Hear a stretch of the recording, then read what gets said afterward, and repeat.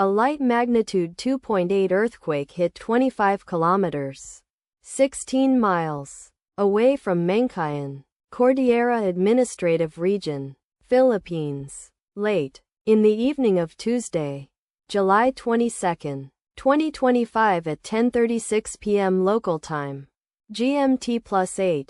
The quake had a very shallow depth of 3 kilometers, 1.9 miles, and was not felt, or at least not reported so.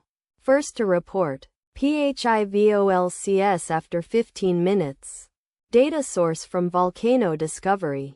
Did you feel it? Let us pray. May the earthquake that occurred not affect our brothers and sisters there. May the earthquake not happen again. And may God protect everyone. Amen.